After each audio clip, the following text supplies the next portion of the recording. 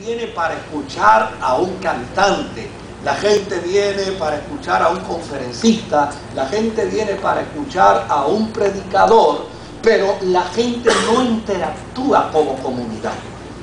Y desde luego la iglesia no puede darse ese lujo jamás. Ese lujo se lo puede dar el mundo, pero la iglesia no puede darse ese lujo. La iglesia tiene que entenderse por siempre comunitaria. Y entendiéndose comunitaria, tiene que evitar los protagonismos.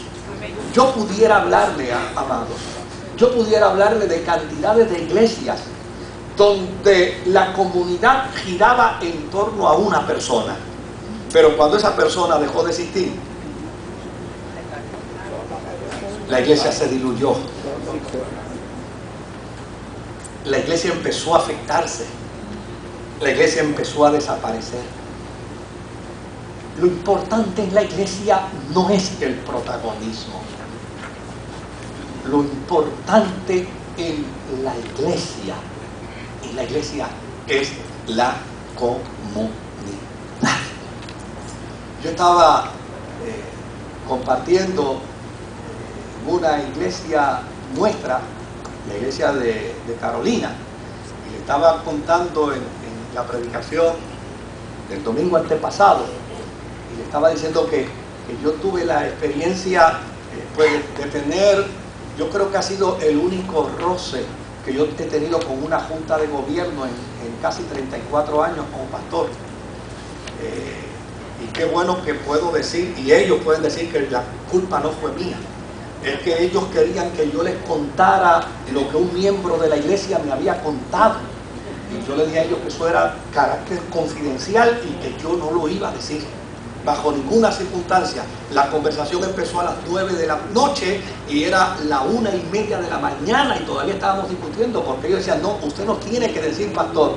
Y como yo no quería seguir en la discusión, a eso de las 2 de la mañana, yo lo que hice fue que arranqué un canto de cartón de una caja donde estábamos reunidos y le dije, mire hermano, para acabar esta discusión y para acabar este impasse, yo lo voy a resolver ahora. Y allí mismo yo le puse la fecha y la hora, y allí mismo le puse asunto, renuncia inmediata y mi firma. Y en la caja de cartón le puse la renuncia. Le dije, jamás yo les voy a decir a ustedes lo que un miembro de iglesia me ha contado. Porque si yo le digo a ustedes lo que un miembro de iglesia me ha contado, ya yo no voy a ser pastor jamás. Perdí el sentido más claro de la confidencialidad. Pero como yo quiero seguir siendo pastor, pues ya sencillamente yo les renuncio a ustedes y mañana yo seré pastor en otro lugar. Pero yo no voy a renunciar a ese derecho pastoral que tengo. Cuando les puse la renuncia en la caja de cartón, desde luego no me la aceptaron. Y entonces yo les pedí que se acabara la discusión. Y se acabó la discusión. Y yo me fui para casa con el secreto en el corazón. Y ellos se fueron sin el secreto en los oídos. Y pasaron varios días donde no me saludaban. Donde yo llegaba a la iglesia y el saludo era. Donde yo pasaba al frente y yo los veía a ellos incómodos. Y una de aquellos días yo le dije al Señor, Señor, yo necesito un abrazo tuyo. Porque yo estaba sintiendo el desprecio. Yo estaba sintiendo el desprecio de la iglesia. O por lo menos de esos líderes, de esos hermanos. El Señor, yo necesito hoy un abrazo tuyo. Óigame, y el culto se acabó. En nuestra iglesia había un jovencito retardado con un problema de retardación. Y este muchacho, la familia le había conseguido trabajo en el municipio. ¿Y sabe de qué trabajaba? Él trabajaba en el tro de la basura. Era el que recogía la basura y la echaba en el tro. Y usted se puede imaginar, porque él llegaba de su trabajo al culto, pero él tenía tanto sentido de responsabilidad que él alaba una sillita al final en la puerta y allí se sentaba. Y yo siempre le decía, no pastor, es que yo salí de trabajar. No tenía que decirlo, el olor era suficiente, hablaba por sí mismo. Pero decía, no, es que yo salí de trabajar ahora, pastor. Óigame, ese muchacho estaba en el culto ese día. El culto se acabó y él se fue para su casa. Yo me quedé cerrando ventanas, yo me quedé cerrando puertas, recogiendo algunas cositas que había que recoger, y al ratito llegó ese muchacho bañado en sudor. Venía corriendo desde su casa. Cuando yo me enteré del dato completo, ¿sabe qué fue? Que cuando él llegó a su casa, su abuela le preparó una taza de café con galletas Sport Soda.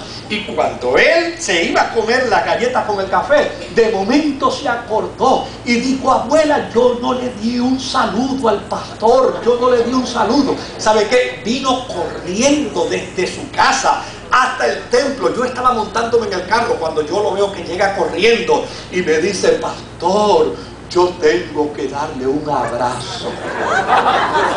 Yo descubrí que Jesús también recoge basura. Qué lindo.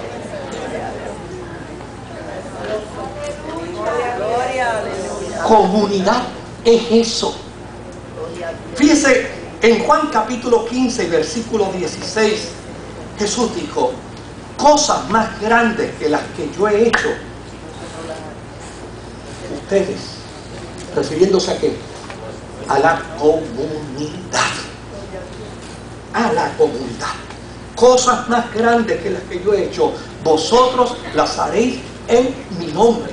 Fíjese lo que dice Jesús en Mateo 18 y versículo 20: donde 2 o 3 se reúnan.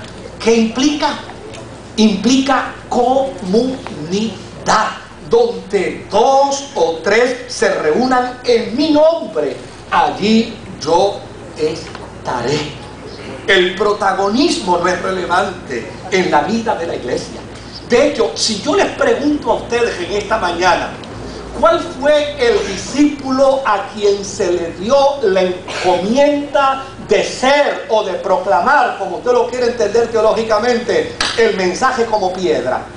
¿A quién se lo dieron? ¿Ah? A Pedro, ¿verdad que sí? Cuando hablamos del discípulo más destacado, estamos hablando de Pedro.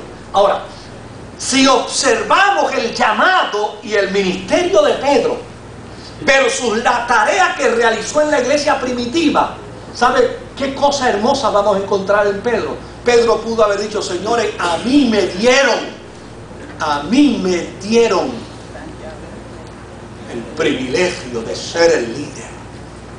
A mí me dieron la oportunidad de destacarme. Yo soy la figura aquí. Pero ¿sabe? Cuando vemos el ministerio de Pedro, ¿sabe cómo vemos a Pedro? Yendo al concilio de Jerusalén a informar qué pasó en la casa de Cornelio. Pedro reconocía que a pesar de que a él le habían dado una gran consigna, él se debía ¿a quién? Se debía a la comunidad. Todo líder, todo servidor tiene que entender que nosotros nos debemos a la comunidad. Si no podemos entender que nos debemos a la comunidad, entonces no hemos desarrollado en nuestra vida un ministerio. Lo que hemos desarrollado en nuestra vida es una profesión. Y lo doloroso es que en la iglesia no existen plazas profesionales. En la iglesia lo que existe es plazas de servicio.